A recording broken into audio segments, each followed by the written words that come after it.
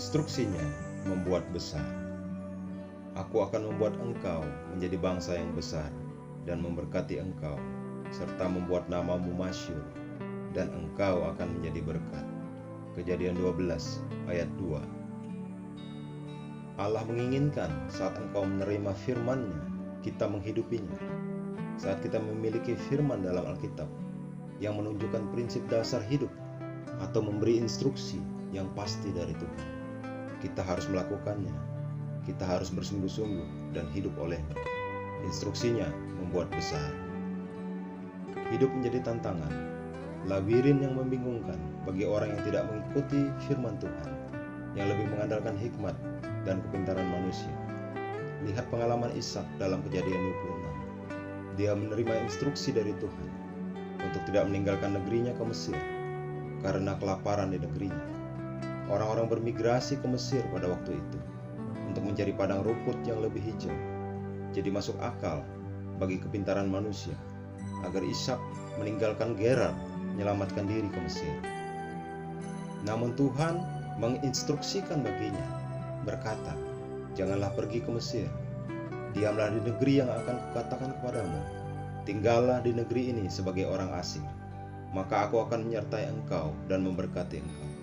Sebab kepadamulah dan kepada keturunanmu akan kuberikan seluruh negeri ini, dan aku akan menepati sumpah yang telah kuikrarkan kepada Abraham ayahmu." Kejadian 26 ayat 2-3.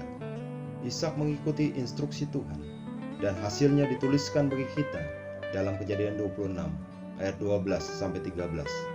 Dia bertumbuh menjadi kaya dan menjadi sangat kaya, begitu rupa sehingga orang Filistin iri padanya di tanah yang sama yang dilanda kelaparan. Ikuti pimpinan Roh Tuhan bagi hidupmu. Tidak ada cara lain untuk kebesaran dan hidup sukses selain mengikuti rancangan Tuhan, instruksinya, kehendak dan maksudnya bagi hidupmu. Tidak ada bedanya dengan tekanan yang engkau hadapi. Berserahlah kepada Roh Kudus untuk jawaban. Jangan mengambil keputusan gegabah yang akan memperburuk keadaan. Konsultasikan dan percaya pada Dia untuk menuntunmu. Roh Kudus tahu dan memiliki rancangan yang besar untuk kebesaran dan kemakmuranmu. Kebesaranmu adalah rancangannya dan idenya.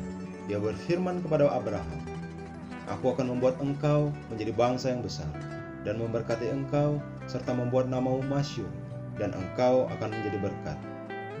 Jangan berpikir bahwa kebesaranmu tergantung pada pekerjaanmu atau orang lain. Sebagai benih Abraham, kebesaran ada di dalammu, dihasilkan dan dinyatakan bagimu saat engkau mengikuti instruksi Tuhan dan menggenapi ketetapannya dalam hidupmu. Mari kita mengucapkan pengakuan, "Aku adalah benih Abraham, dianugerahi kebesaran dan diurapi untuk berbuah dan produktif dalam segala pekerjaan baik. Aku telah ditetapkan untuk makmur dan hidup dalam kemuliaan. Karenanya aku hidup dalam kehidupan yang mulia, memenuhi maksud yang ditetapkan dalam Kristus. Hal yang besar terjadi kepadaku dan melalui aku oleh kuasa firman dan kemampuan Roh Kudus. Dalam nama Yesus, amin."